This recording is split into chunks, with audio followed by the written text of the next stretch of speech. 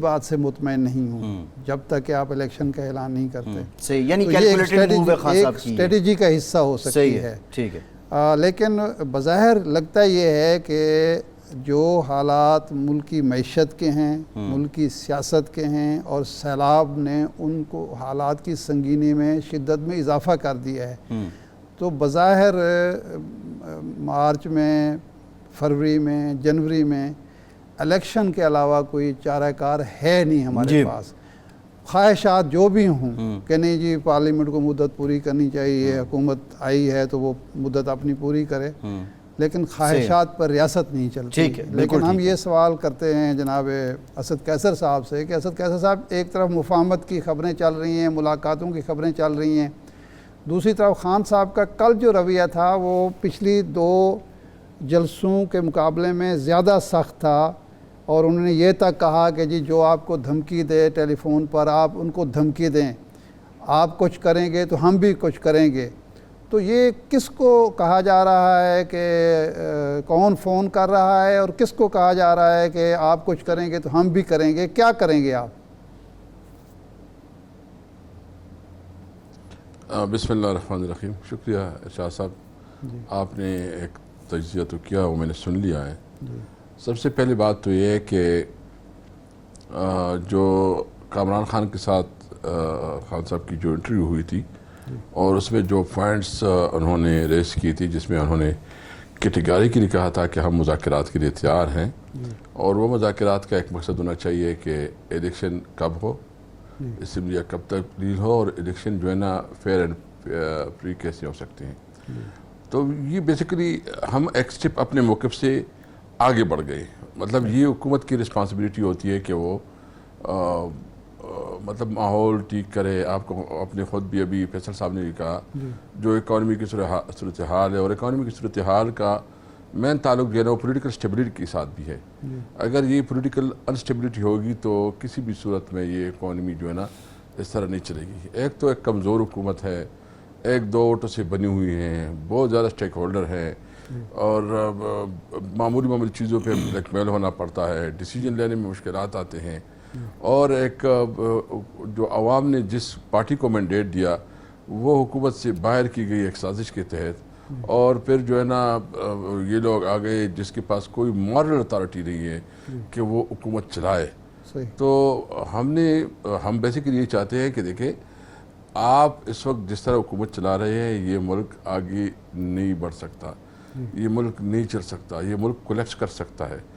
Economy کی جو dollar کی ابھی بات کی ہے فیصل صاحب نے کہ 145 پہ اس کی ٹریڈ ہو رہی ہے، 245، اور جس طرح آپ کی انڈسٹریز بند ہو رہی ہے، جس طرح آپ کی بجلی کے بل بڑھ رہے ہیں، تو اس کے لیے فریش مینڈیٹ کی ضرورت ہے. عوام کے پاس جائے اور ایک مضبوط حکومت آئے، اور ایک مضبوط حکومت جو ہے نا وہ فیصلے کرے اور مضبوط فیصلے کرے. تو میں سمجھتا ہوں کہ ہم نے جتنی بھی کوشش کی اور کوشش کر رہے ہیں، ہمارے اس نرم موقف کو انہوں نے ہماری کمزوری سمجھ دی. یعنی کمزوری کی کوئی بات نہیں ہے. دیکھو اس وقت پاکستان تحریک انصاف پاکستان کی سب سے بڑی سیاسی پارٹی ہے، ایک بہت بڑی اسٹریٹ پاور رکھتی ہے، اور ہمارے اندر یہ پوٹینشیل ہے کہ ہم جو بھی اگر کال دیں تو وہ ہم کامیاب کر سکتے ہیں. لیکن سوال یہ ہے کہ ہم ابھی دیکھتے ہیں، ہمیں مجبوراً جانا پڑے گا کہ ہم نے ایک ملک گیر احتجاج کی کال دینی ہوگی.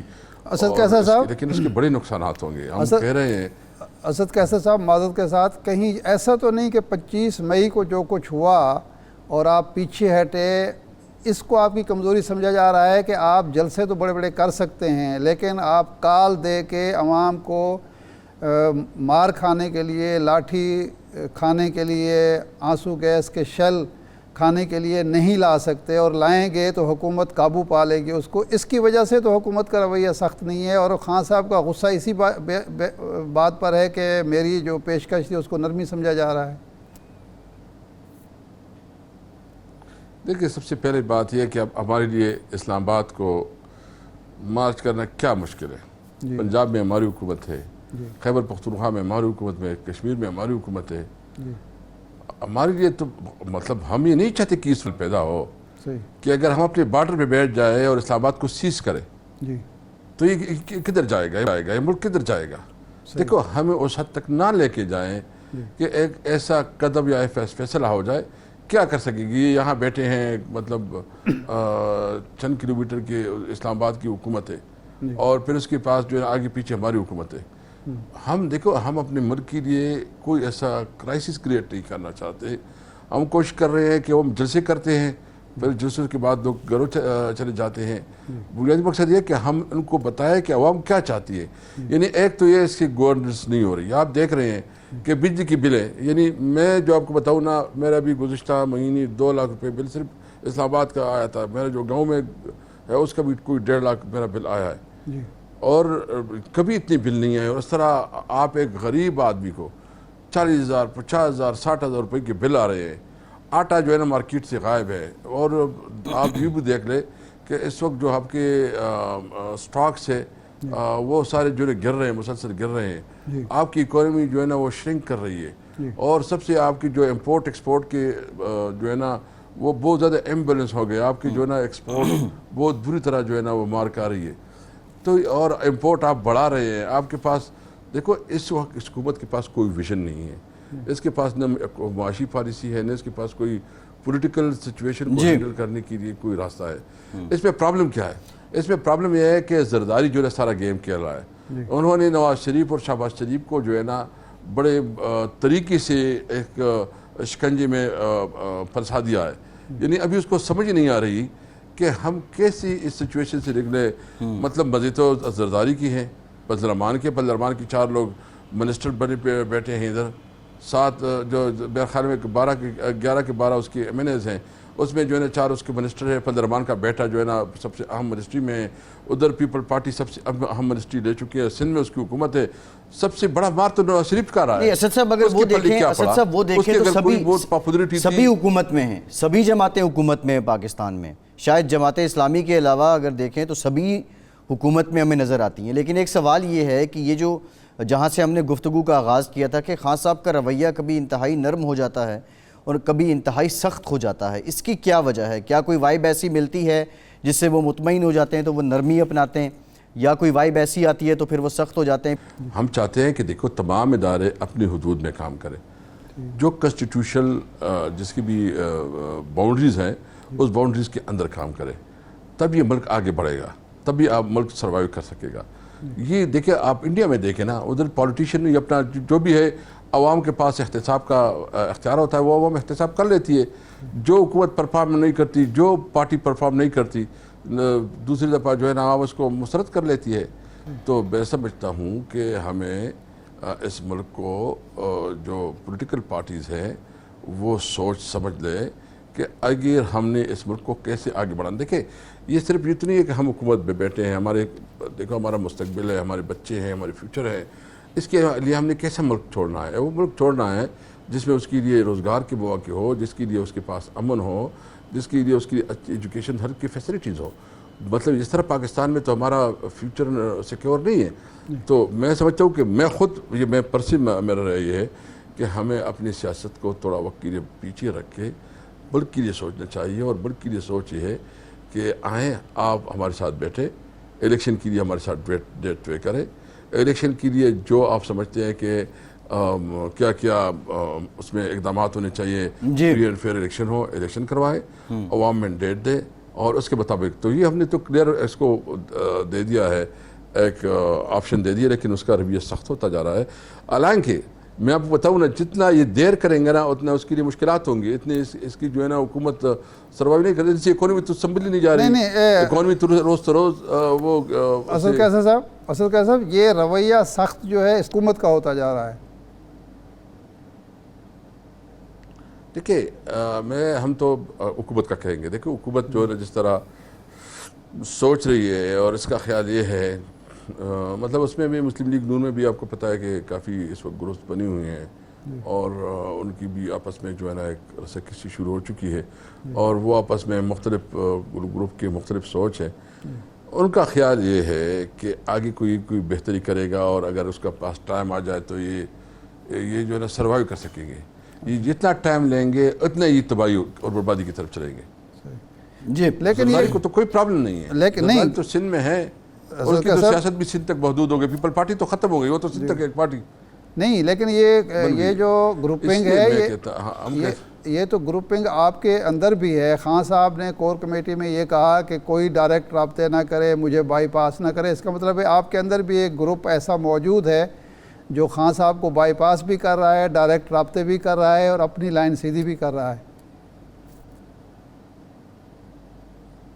نہیں, خان صاحب نے جو بات کی ہے اس نے بہت پرنسپل بات کی ہے. اچھا, اس نے کہا کہ جو پارٹی ڈائریکشن کے بغیر کوئی کسی سے نہیں ملے گا.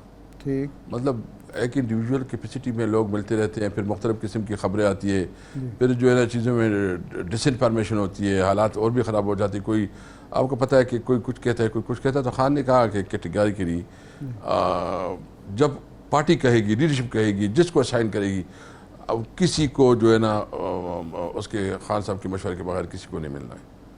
تو وہ ایک پالیسی ہے. مطلب وہ تو کوئی اس طرح نہیں ہے کہ کسی کو وہ بتایا ہے کہ آگے پیچھے یہ نہ کرو کہ آپ ادھر ملے ہو, ادھر ملے ہو, ادھر ملے. تو اس پہ خان صاحب کی خود ملاقات ہوئی ہے حالیہ دنوں میں؟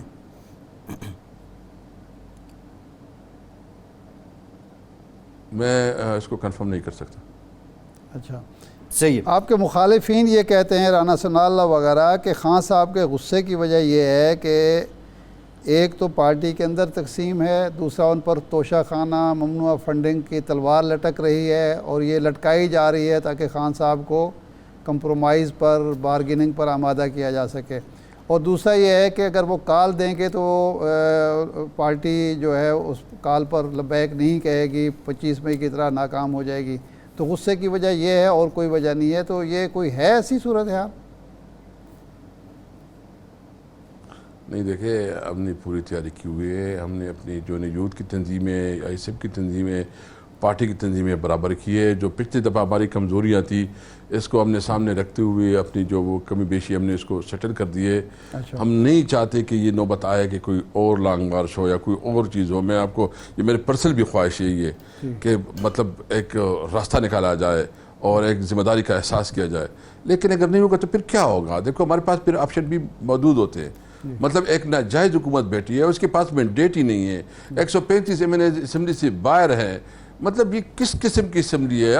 جو انہوں نے اپوزیشن لیڈر بھی کیا, ایک ہمارا لوٹا, اس کو جو انہوں نے اپوزیشن لیڈر بنایا ہے, اسی وہ نیب کے چیئرمین بھی انتخاب کر رہے ہیں, ٹیکر گورنمنٹس بھی اسی بنائیں گے. دیکھو, اس طرح نہیں ہوگا. ہم مین سٹیک ہولڈر ہیں, ہمارے آدھے سے زیادہ پاکستان میں ہماری حکومت ہے, بلوچستان میں بھی ہمارا ایک ریزنیبل شیئر ہے, گلگت بلتستان, کشمیر, پنجاب, خیبر پختونخوا میں ہماری حکومت ہے. آپ کیسے ہمیں باہر نکال سکتے ہیں؟ اس لیے ہم کہتے ہیں کہ چند چیزیں ہیں, ہم اس پہ ڈسکشن کے لیے تیار ہیں کہ آپ ہمارے ساتھ بیٹھے, ایک فری اینڈ فیئر الیکشن کے لیے ڈسکشن کریں, ڈائلاگ کریں. اور اس کے بعد, اور یہ بات بالکل غلط ہے, جب عمران خان کہے گا کسی میں جرت نہیں کہ اس کے ساتھ اختلاف کرے. ہم آپس میں مشورہ کرتے ہیں, مشاورت ہوتی ہے, کسی کے ایک تجویز, کسی کی دوسری تجویز, لیکن فیصلہ وہی ہوتا ہے جو عمران خان کہتا ہے, فائنل فیصلہ وہی ہوتا ہے.